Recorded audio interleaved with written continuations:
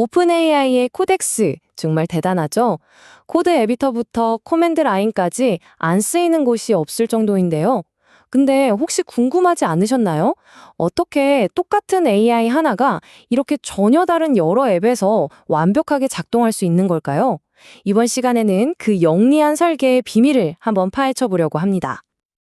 네, 바로 이게 오늘의 핵심 질문입니다. 웹 앱이나 개발자들이 쓰는 아이디 확장 프로그램 아니면 맥OS 앱까지 겉모습은 다 제각각인데 이걸 움직이는 AI 두뇌는 딱 하나라는 거죠. 상식적으로는 좀 이상하잖아요. 대체 어떻게 이게 가능한 걸까요? 보시는 것처럼 오픈 AI의 코덱스 에이전트는 정말 다양한 모습으로 우리를 만나고 있습니다. 하지만 이 모든 것들은 사실 코덱스 하네스라고 불리는 하나의 핵심 로직 위에서 돌아가고 있어요. 말 그대로 하나의 아주 똑똑한 두뇌가 여러 개의 몸체를 자유자재로 조종하는 것과 똑같은 그림입니다. 자, 그럼 여기서 진짜 어려운 문제가 생깁니다. 이 강력한 AI 두뇌 하나를 이 모든 다른 몸체들, 그러니까 각각의 앱들과 어떻게 연결해야 할까요? 새로운 앱을 만들 때마다 이 복잡한 연결 과정을 처음부터 다시 만든다면, 와, 이건 정말 비효율적이고 끔찍한 일이겠죠. 그래서 나온 해답이 바로 코덱스 앱 서버라고 불리는 정말 기가 막힌 아키텍처입니다. 이 앱 서버가 하는 역할이 뭐냐면 바로 만능 번역기 같은 거예요. 이게 바로 모든 퍼즐을 맞추는 핵심 조각입니다.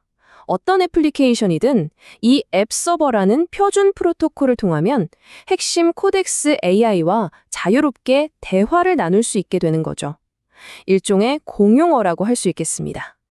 좋습니다. 그럼 이제 뚜껑을 열고 이 시스템이 내부적으로 어떻게 구성되어 있는지 그 작동 원리를 한번 자세히 들여다볼까요? 이걸 우리 몸에 비유하면 아주 쉬워요.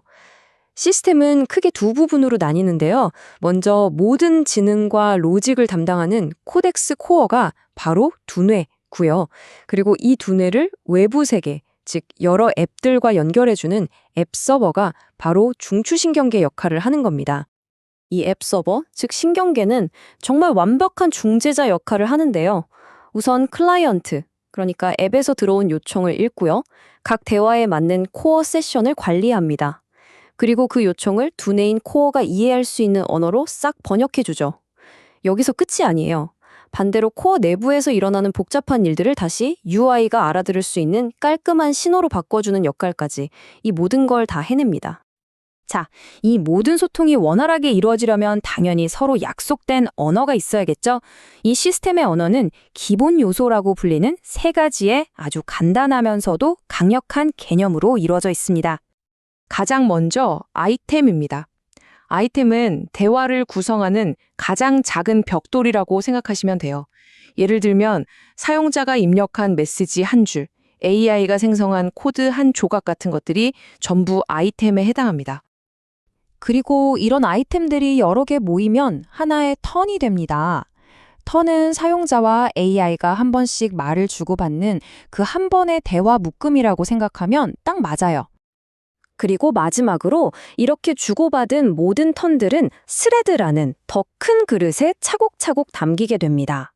이 스레드가 바로 사용자와 AI가 나눈 전체 대화 기록을 처음부터 끝까지 보관하는 일종의 영구적인 저장소 같은 거죠. 자, 그럼 이 기본 요소들이 모여서 실제 대화가 어떻게 흘러가는지 한번 볼까요? 먼저 클라이언트와 서버가 인사를 나누고 새로운 대화를 위한 스레드가 하나 만들어집니다. 사용자가 질문을 하면 턴이 시작되죠.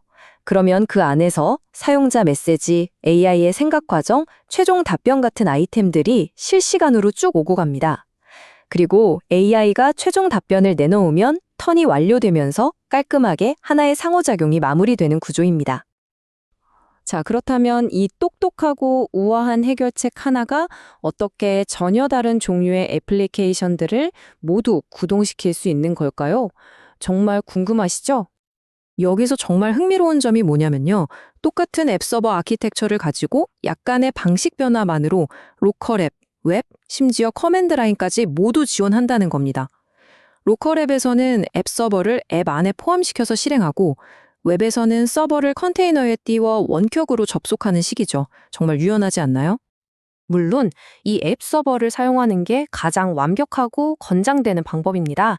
하지만 개발팀은 다른 선택지도 친절하게 마련해뒀어요. 예를 들어 아주 간단한 일회성 작업만 필요하다면 코덱스 엑셋 같은 걸 쓸 수도 있고요. 기존 시스템에 도구처럼 붙이고 싶을 땐 또 다른 방법이 있죠. 이렇게 상황에 따라 골라 쓸 수 있도록 각각의 장단점을 가진 옵션들을 제공하는 겁니다. 자, 그럼 이 모든 복잡한 엔지니어링 이야기에서 우리가 얻어야 할 진짜 교훈은 과연 무엇일까요? 여기에 정말 중요한 소프트웨어 설계 원칙이 숨어 있습니다. 그건 바로 안정적인 공용어, 즉 표준 프로토콜을 하나 잘 만들어 두기만 하면 그 위에서 수많은 혁신이 정말 자유롭게 일어날 수 있다는 사실입니다. 그러니까 개발자들은 더 이상 복잡한 핵심 로직을 매번 새로 만드느라 고생할 필요가 없는 거예요.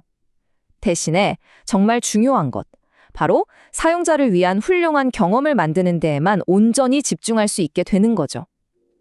그리고 사용자는 어떤 앱을 쓰든 일관되고 높은 품질의 AI를 경험할 수 있게 되고요. 그리고 이 아이디어는 우리에게 마지막으로 이런 질문을 던집니다. 과연 이런 만능 번역기 같은 접근법을 통해 우리는 또 어떤 복잡하고 어려운 기술들의 잠재력을 활짝 열어젖힐 수 있을까요? 앞으로가 더 기대되는 이유입니다.